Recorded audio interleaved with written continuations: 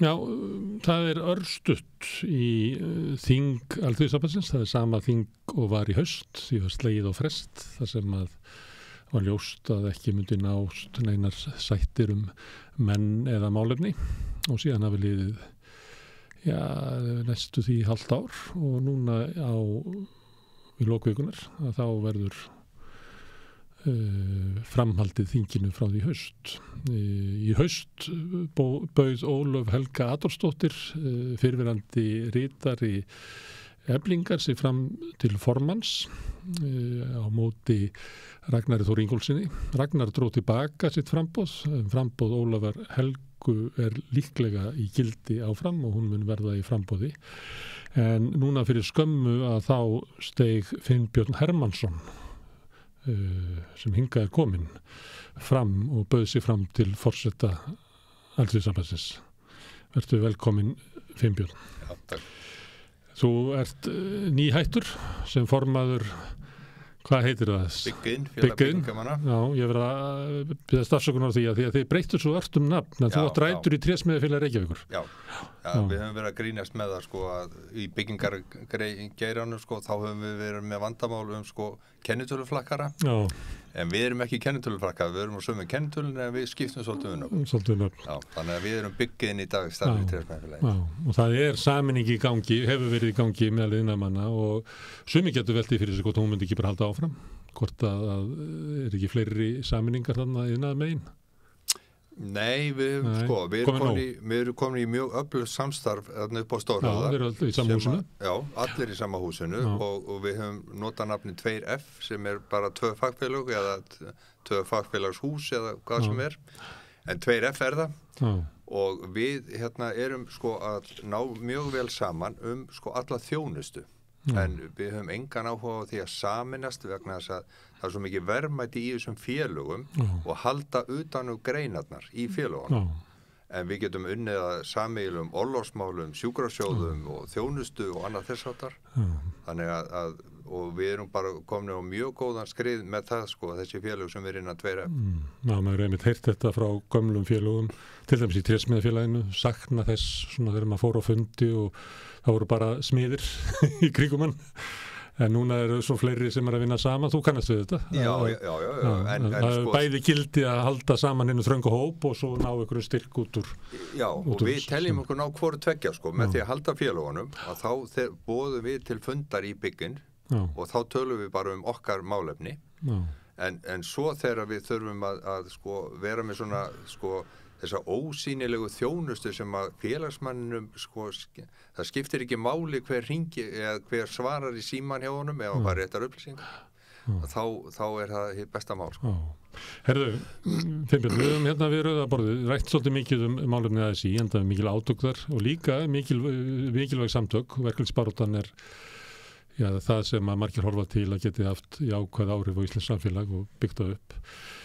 Síðast ég var að ræða þingi framundan og þá var ekki komið í ljóst hvort eitthvað myndi bjóða sig fram fyrir utan Ólöf Helgu og þá hafði ég orðið að sá sem að býða sig fram, hann er eiginlega vanhæfur því hann er að ganga inn í kyn ljónsins að þetta er svolítið óárennilegt starf sem út að fara að bjóða þér í það er þannig. Já, á ófriða tímum. Já, það er það.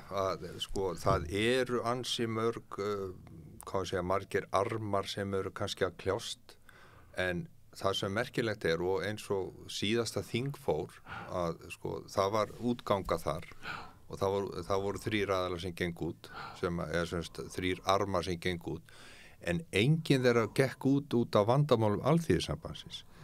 Að það sem var tekist á Alþýðusambandsþingi, það var síðasta þing Starfsgreinasambandsins, það voru bara óuppgerð mál þar, annars vegar og hins vegar innanhúsmál innan Eflingar sem kemur Alþýðusambandinu að sjálfsögðu við en var ekki beint gegn Alþýðusambandinu sem slíku.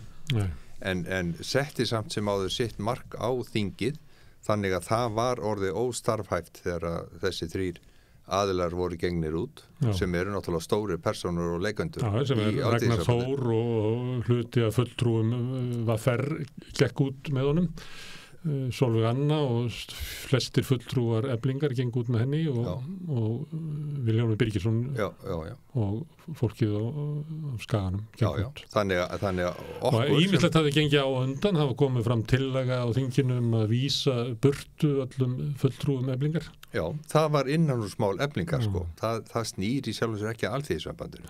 Hvernig, sko, það snýr að Alþýðusambandinu en enga síður þetta sko mál sem að á að leysast innan Eflingar, hvernig kosið á þingið. En það var tekið þannig á því að og það hefði verið svolítið skrítið að vera að setja aðra þingfulltrúa í þá stöðu að fara að meta það hvort að rétt hefði verið kosið innan Eflingar. Þetta náttúrulega bara stjórnarinnar í Eflingar að kljást og eins og ég segi sko, þetta var í sjálfum sér ekki sko mál Alþýðusambandsins sem slíkt sem að öll þessi útganga var en við mátum það þannig sem að vorum eftir að það væri skynsamlegra að fresta þingi og reyna að ná saman þessum hópum aftur heldur en að bara kjósa nýja forystu og vera ekki viss um það hvernig hlutinni myndi þróast svo áfram. En það voru átök inn í ASÍ því að forseti Alþýðusambandsins Drífa Snædal sagði af sér út af ágreiningi og samstarfsörðuleikum. Já.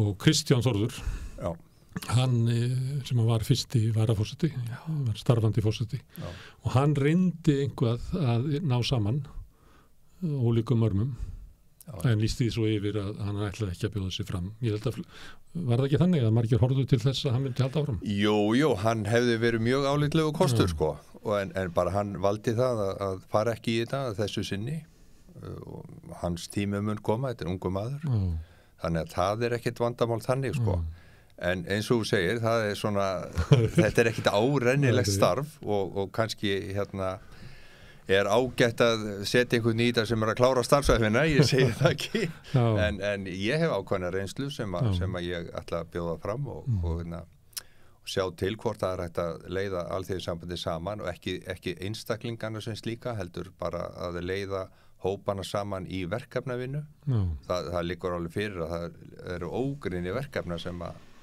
við þurfum að takast sameiginlega á sem að möguleiki fyrir hvert og eitt félag að gera en mun ekki ná samt sem áður sömu sko niðurstöðu eða eins miklum slagkrafti eins og það gerist undir merkjum Alþýðusambandsins.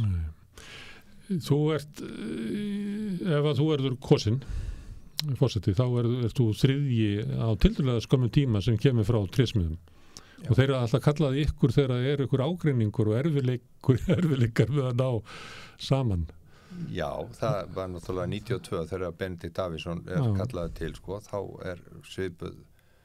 svipuð læti uppi eða svona svipað ástand uppi í verkefnasambandinu í Alþýðusambandinu og þá snerist það náttúrulega að Alþýðusambandinu, það var náttúrulega miklar væringar þá í gangi sko. Og hann kosið til að bera klæðavopnin og koma með eitthvað frið. Hann gerði það alveg ágætlega eins og hann svo von og vísa og síðan 96 þegar Grétar kosinn Þorsteinsson þá svona orðið heldur rólegra sko en enga síður að hann tekur við þarna af Benedikt og ég held að þeir tveir hafi átt bara ágætlega farsalega feril sko. Þannig að þú ert með góða fyrirmyndir. Já. Herðu, en hvað viltu gera við Alþýðusambandið?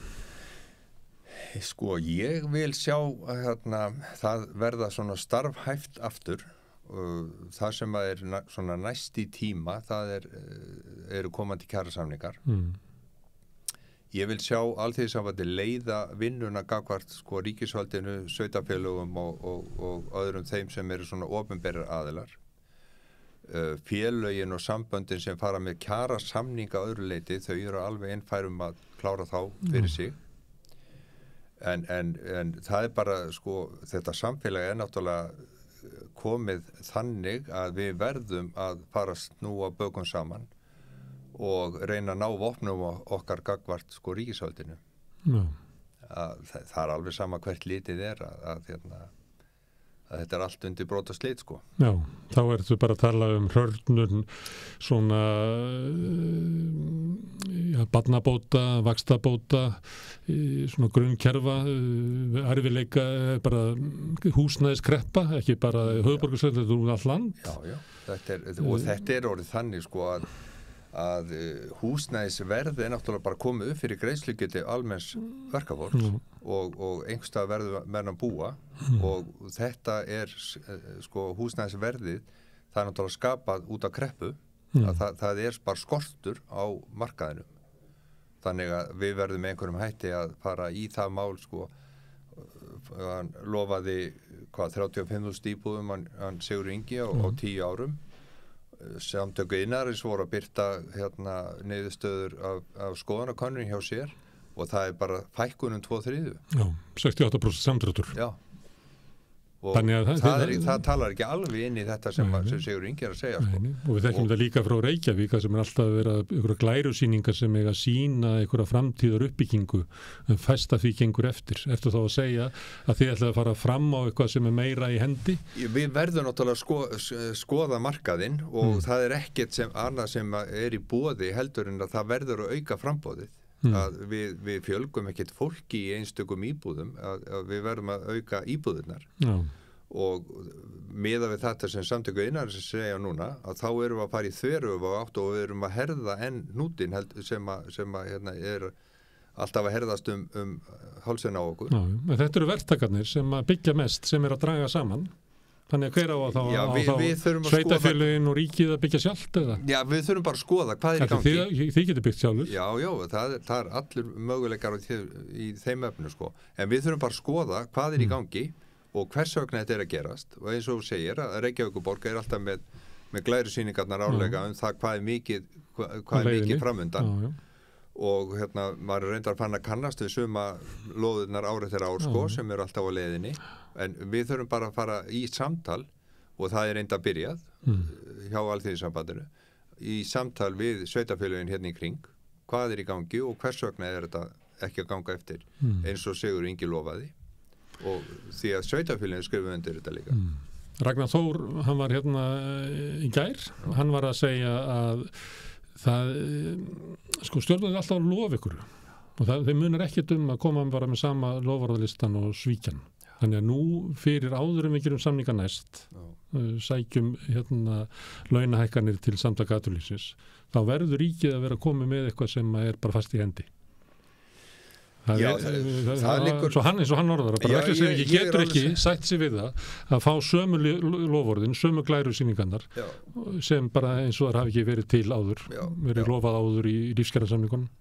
Já, sko þetta er náttúrulega bara verklag sem við þurfum að fara yfir þegar að þingi lýkur og ef að ég verð forseti eftir þingið að þá mun ég bara setjast niður með miðstjórn Alþýðusambandsins og við bara búum til verklag hvernig við viljum sjá þessa hluti gerast og ég er alveg sammála því ef að Ragnar hefur sagt að þetta þurfa að liggja fyrir sko áður en kjarasamninga komast að það er alveg bara talar inn í sko mína sín á þetta við þurfum að fara í gegnum sko fleira heldur en bara húsnæðisliðina að allir þessi biðlistar sem er í gangi hvort sem er í heilbrigðiskerfinu eða hvar sem er þetta er náttúrulega ekki boðlegt fyrir fólk það er að koma út skýrsla núna sem að er að segja frá hvernig sko svona afkoma fólks er og þetta fer alltaf versnandi þannig að það er ekki bara sko að sækja kaupið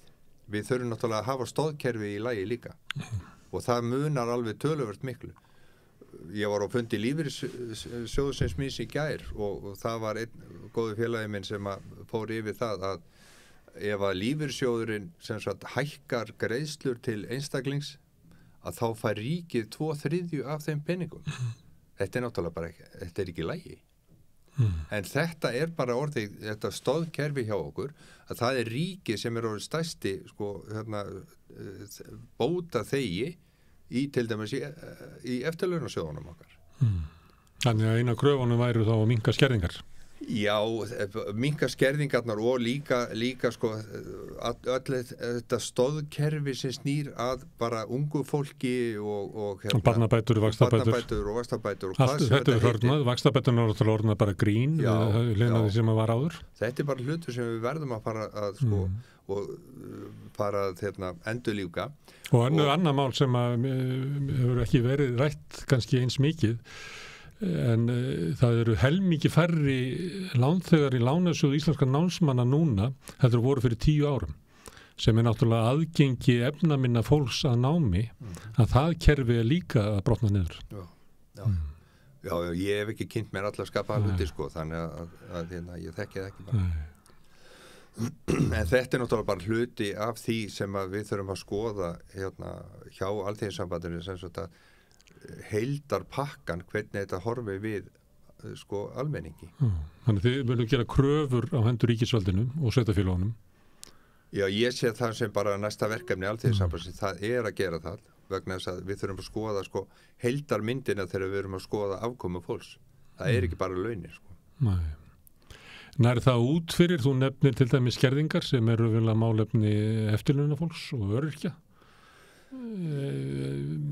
Við stundum rætta hérna við rauðaborðið að stundum er eins og sko verkalýðsfélögin horfið svolítið þröngt á sína skjólstæðinga, getur sagt þess að svo að ef að ég vinn einhverja þræla vinnu og er orðinu öryrki sko 56 ára gamall og þá fer ég eiginlega út úr vendarkerfi verkalýðsfélagana og er óháður þeim og fæ engar bjargir frá þeim. Kemur til greina að horfa á þetta sem að eftirlaunafólk er fyrirverandi verkafólk, öryrkjar er að stærstu hluta fyrirverandi verkafólk. Já. Sko, ég ætla ekki að fara að lofa upp í ermarnar á miðstjórninni sko, og þetta er náttúrulega bara hlutur sem við þurfum að taka sameiginlega ákvörðun en eftir sem áður þá höfum við náttúrulega tekið þessa hluti upp með í sko kjarasamningum og það var náttúrulega bara hluti af kjarasamningum á sínum tíma þegar við hækkuðum skerðingamörkin varandi atvinnutekjur bæði eftirlaunaþega og öryrkja. Þannig að sko verkalýðshreyfingin hefur tekið undir með þessum aðilum og svo er bara spurningin hvað er samstæðum að gera komandi samningum. Og þú býst við að það verður rætt komandi samninga áherslur Alþýðusambandsins í komandi samningum á þinginu og síðan mun miðstjórnin búa til einhver svona kröfulista. Já, sko, Alþýðusambandsþing er almennt til þess að búa til stefnumörkun og við munum gera það og það var komin bara fín vinna í gang áður en að þinginu var slitið eða sem sagt því var frestað síðast og við munum klára þá vinnu gerir á fyrir, það er bara eðli málsins samkvæmt. Forsetunar bak við þá vinnu, það hefur svolítið breyst efnahagsástandið. Ég býst við að það hefur verið undirbúnar einhverjar samþykktir og málefna vinna í tilteknum hópum fyrir síðasta þing, en það var þegar efnahagsástandið var kannski allt annað heldur en það er núna. Já, við sko, Alþýðusambandið hefur náttúrulega fylgst með þó svo að það hefur verið frestað þingi sko. Þannig að það verður væntanlega tekið inn það ástand sem er núna og það er forsendur sem eru núna sem að voru öðruvísi síðast. Þannig að við munum væntanlega sko uppfæra allt saman það. En síðan í áframhaldinu sko þingi það sér svona stórumyndina og svo er það miðstjórnar sambandsins að sko búa til svona dítæla. Og það verður væntanlega vinna miðstjórnar núna fram á sumar. En þar ertu líklega með inni mikið af þessum deilandi aðilum inn í miðstjórninni. Já, og þess vegna segi það, sko, mitt verkefni verður að sameina fólk verkefni og málefni, en svo má það vera ósátt hvort við annað þess á milli, sko. Já. Það er náttúrulega besta leiðin að fá fólk til þess að vinna saman er að sameiginlegu markmiðum. Ef það er ekki sameiginleg markmið og sameiginleg sín, að þá er hætt við að fólk fari að gogga í hvort annað. Já. En eins og ég segi, ég ætla ekki að vera barnapíða þannig, það er ekki mitt mál. Það kom til tals núna í vetur að endur ræsa upp það sem heitir samninganefnd ASÍ, það sem að eru fulltrúa frá landssamtökunum en líka stærstu félagunum inni. Hvað fannst þér þá það hugmyndir? Ég er alveg tilbúin til að skoða þá hugmynd sko. og það getur vel verið að það sé sko skynsamlegri leið heldur en að hafa miðstjórnina sem samninganefnd, en fyrst og síðast að þá þarf alþýðusambandi gegnum þá hugsanlega samninganefnd að fá umboð til þess að fjalla tiltekin málefni, þannig að við séum sem sagt svona ein heild á bakvið það. Og ég held að það sé ekkit sko óvitlaus nálgun að nota samninganefndina í það sko. Segðu mér, þú er búin að vera lengi í verkalýðsbaráttu? Já, ég er búin að sitja í 26 ár sem formaður Bygginnar, eða Trésmæðarfélagsins og svo Bygginnar. Þannig er aftur á síðustu öld, rétt slefar ég tek með 1997 sko, þannig að. Segðu mér ég er að koma í bæinn og myndi spyrja þig hvað snúast átökin í verkalýðshreyfingunni? Hverju getur þú svarað mér? Ég myndi helst ekki vilja þurfa að svara því vegna þess að sko þetta er svona sambland af málefnalegum ágreiningi og persónulegum ágreiningi og það er ekkit rosalega skýr skil þar á milli. En þetta er líka spurningum svona taktík eða hvað? Tón, getur það skipt máli? Sko það er náttúrulega skilgreining á hverju anstæðingurinn, hvernig hann talað. Já, þetta er sko. Ef ég læsi greinarnar þess að fólk er að kvarta hvort undan öðru, þá er það oft orðfæri og tal og annað slíkt. Frekar heldur svona ég sé ekki, menn er ekki að skrifast á deilur út af ólíkri afstöðu í húsnæðismálum. Nei, það er svona að segja það. Þetta er kannski sambland af sko málefnum og persónulegum deilum. Ég hef ekki sett mig alveg rosalega vel onni í þetta. Ég er ekki til dæmis á Facebook. Ég bara nenni því ekki. Og þannig að þar skils mér alla deilurna fara fram. Ég les kannski best of bara í blöðunum. Sem sækja fréttirnar inn á Facebook. Já, en þar er kannski svona meginkjarnin. Og þar skynja ég þetta að sé svona persónulegar deilur í bland við málefnalegan ágreining. En þú ert ekki að fara inn til þess að sætta þessar deilur? Þú ert bara að fá þetta fólk til þess að vinna af einhverjum öðrum málum? Já, það verður ekki megin verkefni mitt að fara að sætta fólk sko. Þetta er allt saman fullorðið fólk og vel meinandi og örugglega allir að huga að sko sínum skjólstæðingum sem eru félagsmennirnir. Og ef að menn sjá svona misjafna sín á þetta þá verður það bara kannski að vera svo en við getum samt sem áður sameinast það hvernig við ætlum að nálgast sko viðfangsefnið og það hljóta allir að vera sammála það að samfélagi að það er svona smám saman að hnigna undan velferðarkerfinu hjá okkur og við ætlum að fara að byggja það upp á nýtt. Og til þess þarf svona stór átök, svona ef maður horfir yfir sviðið nokkra áratugi að þá myndi maður ætla til þess að ástandi á húsnæðismarkaði núna er bara á pari við það sem að var áður en fyrir júnísamkomulagið 64. Kveikur var eiginlega bara þáttur braggahverfin. Þau eru bara komin í innæðhverfi. Þannig að við erum í stöðu í húsnæðismálum að það þarf eiginlega bara breiðálsátak. Við þurfum að gera eitthvað stórt. Já, sko, við gerum kjarasamninga 2020 og þar kemur þetta inn sem innlegg inn í þá kjarasamninga að það er að byggja 35.000 íbúðir. Og við þurfum bara að herma það upp á stjórnvöld og fara í gegnum það með hvað hætti það að gerast. 35.000 íbúðir er ekki nóg í dag næstu 10 árin. Munurinn í júnísamkomulaginu var sagt að við ætlum að byggja svona margar íbúðir og það var sagt að sko við ætlum að byggja þær. Það var bara stjórn verkamannabústað ætlaði að byggja þær og það var alveg plan það hver ætti að byggja það. Núna tala stjórnvöld alltaf eitthvað svona áætlun og kannaði markaðinn og að meta það hvort að þetta eitt ætlar að byggja svona mikið og eitthvað svoleiðis og svo bara draga einkaaðilinn saman þegar það verður óvissa framönda, það er bara eðlilegt. Það er bara einkaaðilega bara að draga saman. Já, þeir eru bara hugsun sig. Hugsun sig. Þannig að það er ekki hægt að byggja á því. Nei, þess vegna verður þetta verkefni hjá okkur. Það er bara að fara í þetta og fá þetta bara alveg lið fyrir lið, hvernig þetta á að framkvæmast. Og eins og ég segi, sko, 35.000 íbúðir er bara ekki nóg með ástandið eins og er í dag. Það er flytjast mjög fleiri til landsins heldur en áætlað var og þetta fólk þarf íbúðir og þá þurfum við bara að bregðast við því og hver gerir það? Við þurfum bara að fá það alveg lið fyrir lið og hvernig þetta verður fjármagnað. Og þetta gat samfélagi gert hér á árum áður. Já, og hugsanlega getum við gert það ef við náum saman. Ég ótti ekki dæmi að því að við erum hérna í Bólholti og hérna hinum við göttuna eru Hátúnsblokkirnar, öryrkjablokirnar. Það voru byggðar 1969 og 1970 strax eftir síldarhrunið. Það var ekki frestað í að byggja þá. Þótt að væri óvissa í efnahagsástandinu. Það var byggt. Ég reikna ekki með því að það eru byggðar svona öryrkjablokkir aftur, en við eigum ekkert sambarlegt svona átak í húsnæðismálum öryrkja síðan þá eiginlega.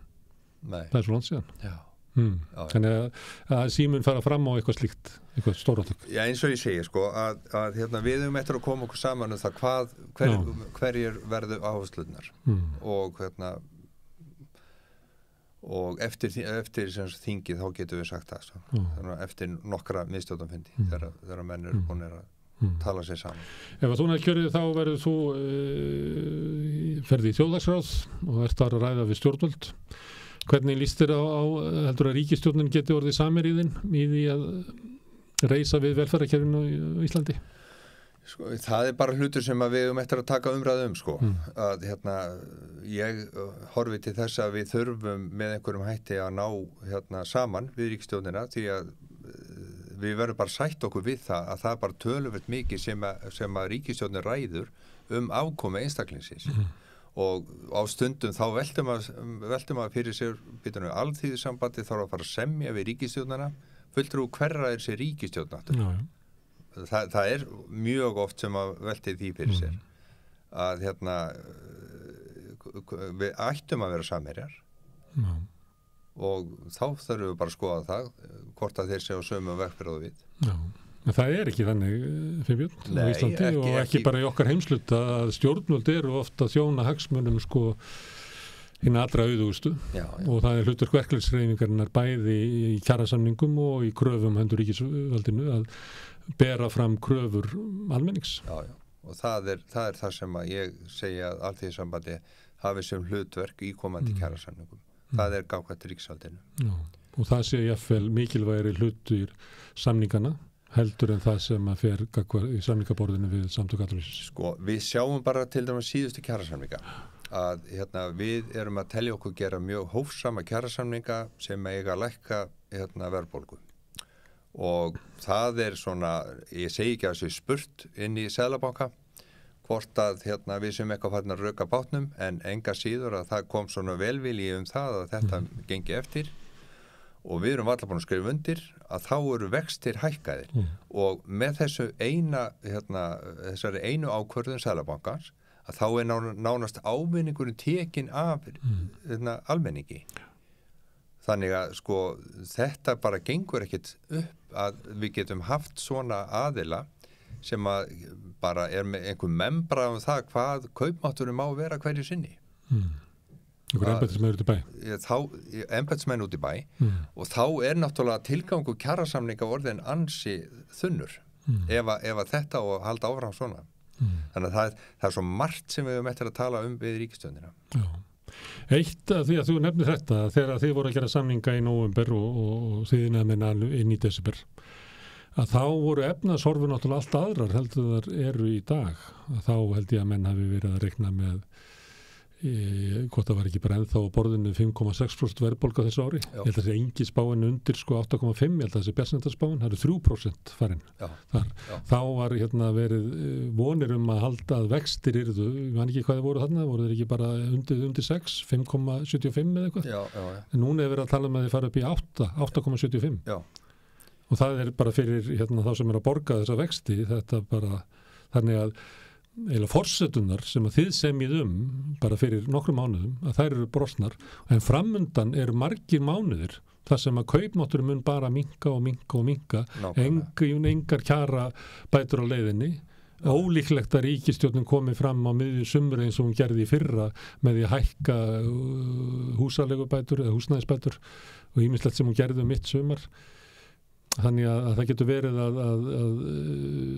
lægst launaða fólkið inn í alþýðusambandinu eigi eftir að eiga svolítið erfiða tíma á næstu vikum og mánuðum. Já, það er bara mjög líklegt að svo verði sko ef að framfer sem horfi og þetta er alveg rétt hjá þér að forsendurnar sem við erum að skrifa undir kjarasamninga, þær eru bara löngu brostnar og það bara hlutur sem að við verðum að taka upp líka við ríkisstjórnina vegna þess að við, sko, okkar markmið var í rauninni bara að viðhalda kaupmætti.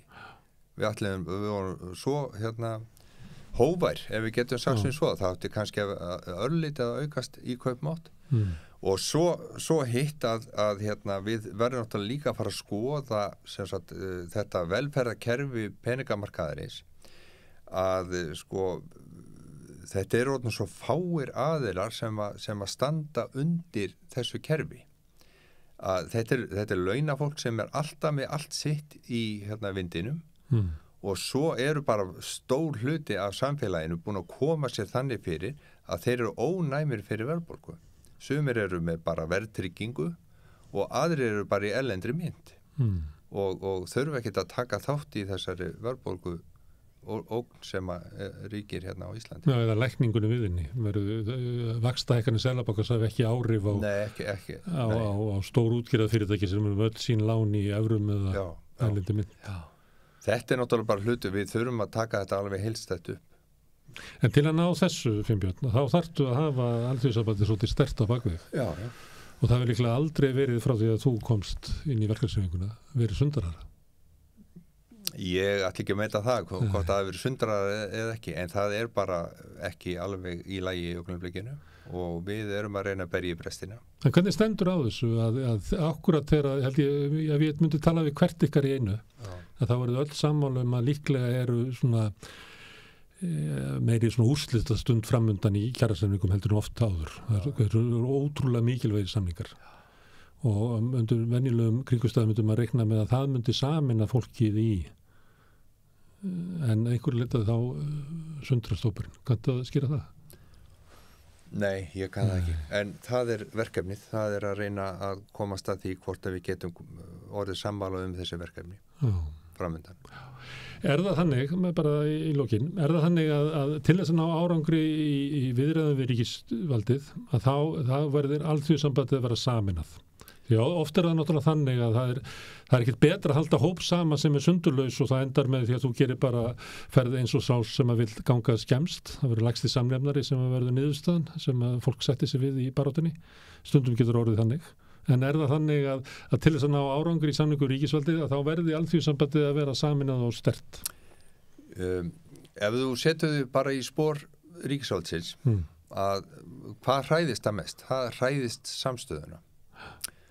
Og ef við ætlum að fara í einhver átök eða ef við þurfum að fara í átök þá er það náttúrulega sko heildin sem er sterkust. Ég gerir mér alveg grein fyrir því að einstakir hópar munu ná einhverju fram af því sem að alþýðusambandi gæti gert en það mun aldrei ná sko því sem að alþýðusambandi mun ná sem sameina afl. Saminað afl og tilbúið til einhverja átaka, það er líka ekki. Það er ekki nóg að vera saminuð að koma með deigar kröfur. Nei, enda sko við erum ekki að fara að saminast einhverja deigar kröfur, en við erum heldur ekki að fara að saminast það að við ætlum sko fyrirfram í einhver átök, en það er alltaf neyðarbrauðið og ef við náum ekki niðurstöðu, þá náttúrulega eru átök ekkert annað. Og þeir náðu aldrei góður í niðurstöðu nema þessu tilbúin í átök. Já. Það er svolítið lögmál í þessu, ekki? Herðu,